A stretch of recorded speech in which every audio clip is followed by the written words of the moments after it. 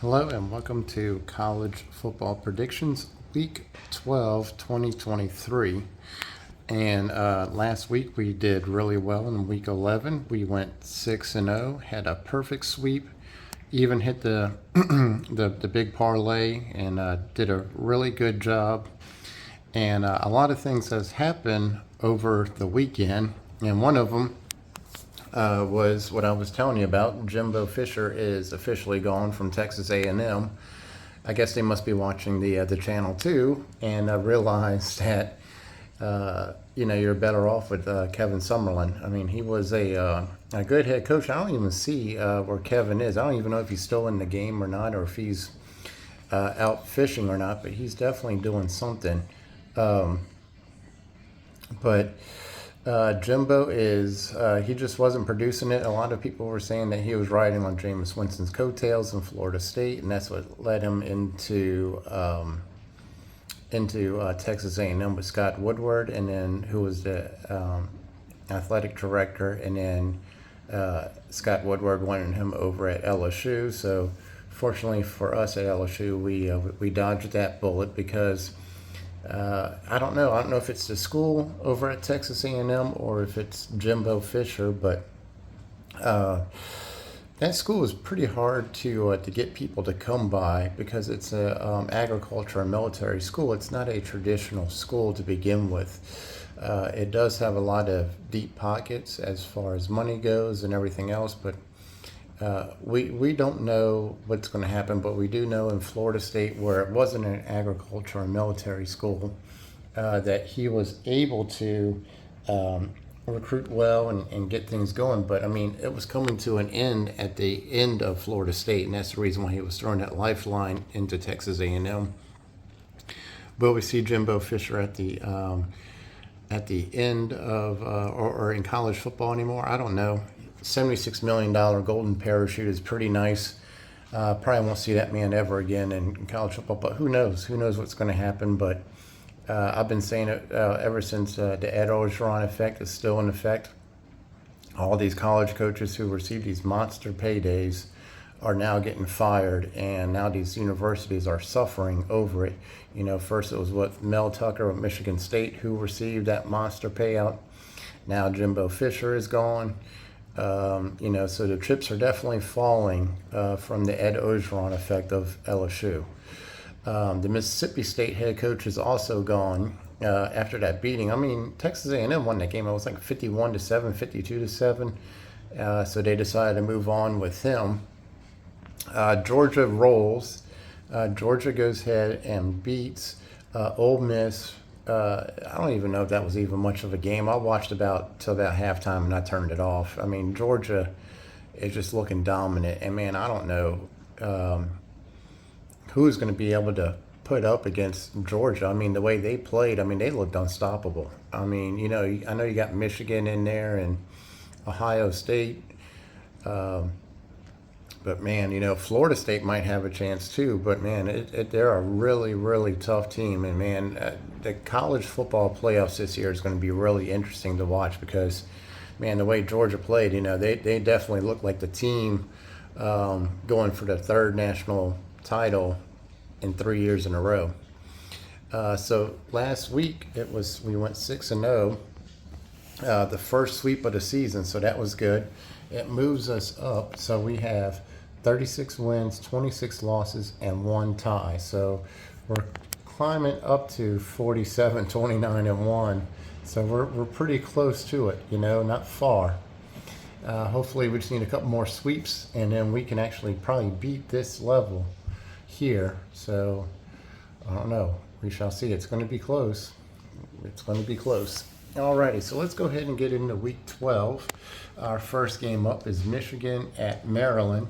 If you watch that Michigan game against Penn State, I thought all the drama and all the excitement was on the field, but apparently it was saved for after the game. What's his name? The guy who was coaching the game.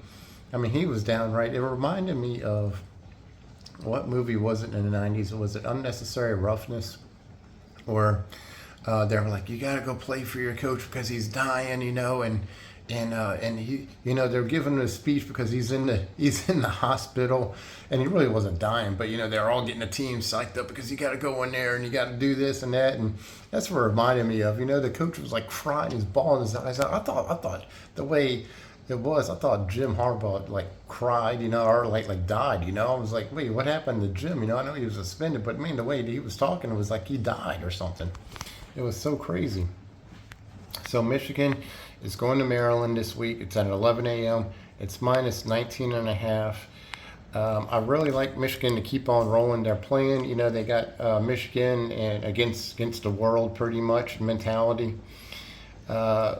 J.J. McCarthy, the quarterback over there, is still playing really well. There's talks that he might be a dark horse for the Heisman this year. And with no Jim and Maryland really struggling this year, I kind of look for Michigan just to keep on going with the style of points and keep on rolling. So let's go ahead and just take Michigan. And like I said, if we're taking Michigan, anything below 24 or anything below 20 is ideal for this season. So let's go ahead and lock in Michigan minus 19 and a half with no Jimmy Boy, J.J. McCarthy to keep on putting up style points along with the team. So let's watch a great game at 11 a.m. and lock it in. I even sat there and I thought about it. Do you guys even watch any of these comments, or do you guys just go straight to the end of these videos and just look who I picked and then go, okay, that's who we're picking too? I might just be talking to myself. But anyway, Texas at Iowa State. Iowa's got a great defense. If you watch them, they're doing really well. Now, Texas is trending up. They're starting to become a better team than Oklahoma. So this conference is really starting to take shape. We're really going to see if Texas is going to try to play for a New Year's Six bowl game. They got a lot in front of them to keep on going. So I'm really not going to spend too much time with this because I want to get to some other games. So Texas is minus 7.5. This game is at 7 p.m. kickoff Central Standard Time. I like Texas to win. 7.5 might be a little too close. So just to make it quick and easy, we're just going to go ahead and take Texas money line and go from there. Okay, next up, hopefully you guys watched that Oregon game last week. That was a really good game. Dan Lanning has got that team really moving. I tell you what, if Oregon and Washington were to play again, look for probably a turn of events. Look for Oregon to actually dominate that game.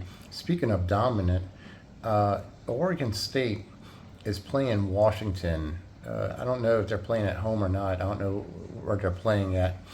But Washington is actually the underdog in that game. I thought that was really interesting. If you look at it right now, Washington +3, and it's Oregon State -3. So I thought that was really interesting to point that out to you guys. Oregon is minus 23.5. Oregon is minus 23.5, and at Arizona State. Arizona State's got a really good team this year. It just doesn't show up in the win-loss column. They give everybody a lot of trouble. So this is going to be a really interesting game at minus 23.5. Oregon has been playing really well, and man, it's a really tough pick to take those points. And last week we did really well when we took the money line. Oregon's definitely going to win this game. And if you look at it right now, Oregon, if you take the money line, is only minus 600 as far as the odds go. I kind of really like that. So let's go ahead and take Oregon money line and then go from there. And I know what you guys are saying. Last week, I took a couple of money lines and you're like, oh, no sevens, you're going for the easy wins. If they're going to give you minus 400, minus 500, yeah, it is kind of an easy win because you don't have to sit there and stress about minus 23 points in Arizona State coming back at the last second in garbage time to score a whole bunch of touchdowns, and then you lose your bet. This is kind of guaranteed. I kind of like money lines as long as it's not over plus, minus 700. If it goes over minus 700, you might as well go ahead and look at points or fade the game. But if you're going to give me minus 4, minus 5, then that's the way to go. All right, so next up is Georgia. Minus 10.5 at Tennessee, and that's a 2:30 p.m. Central Standard Time. This is kind of a rival game, and if you go back and look at the Mizzou game at Tennessee, this will kind of give you an outlet of what you're going to expect from Georgia, only worse. There's really nothing else to say. I kind of explained what Georgia did to Ole Miss. They just steamrolled them, and I turned it off at halftime. I didn't even see the end of the game. And man, when I saw the point spread, I was like, yeah, I'm kind of glad I moved on to another game. So let's go ahead and, like I said, I'm not going to spend a lot of time with this. I'm just going to go ahead and take Georgia minus 10.5 and look for the dogs to keep on rolling. So here we go. This might be the shortest video so far this season because I'm just rolling right through these. At this point in time, I pretty much know what I want. I'm not really going to spend too much time going over everything because we already know what these teams are about, and whether you want them or not is not really for me to really break down. It's kind of a yes or no decision.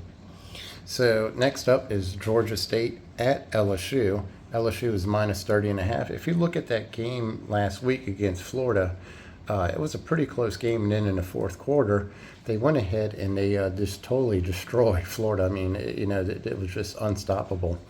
But look for LSU to be minus 30.5. Jaden Daniels still needs to perform, still on the Heisman level. And speaking of Heisman, he is the only FBS football player in history to throw for 350 yards and rush for over 200 yards in a single game. So, that Heisman race is getting really close with Bo Nix, Marvin Harrison, Jaden Daniels, what's his name, the quarterback from Washington.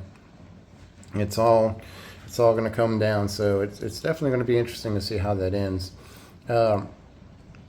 Georgia State's probably going to score about 14 points. I kind of look at like the Army game. I think this is going to be 65-14. So I really do like LSU just to win this game.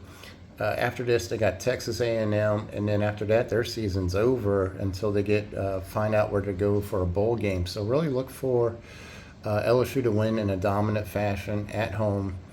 And next up is Texas A&M, and then they play for a bowl game. So look for them to finish strong this season. And let's take LSU minus 30.5. Okay, so we got that one all locked in, LSU minus 30.5. And then I'm going to do a big money parlay. I did an easy money parlay last week, and we won.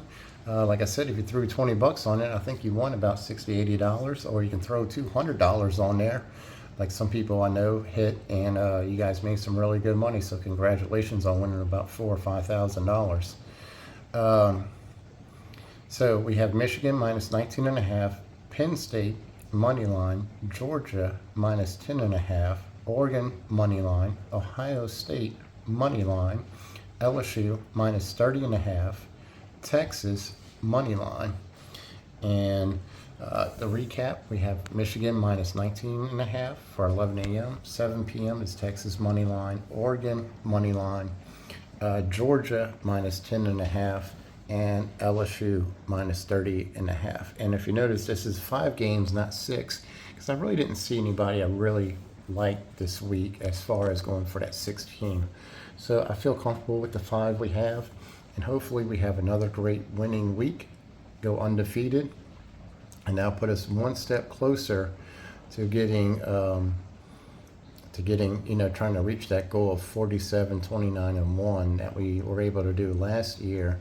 And it seemed like it was unattainable at the beginning of the season, but man, we are knocking on the doorstep. So let's finish out this week. Let's have a great time right before Thanksgiving. And guys, No Sevens is going to catch you on week 13, which will be the last week of college football. So really enjoy the last 2 weeks, and I'll see you next week.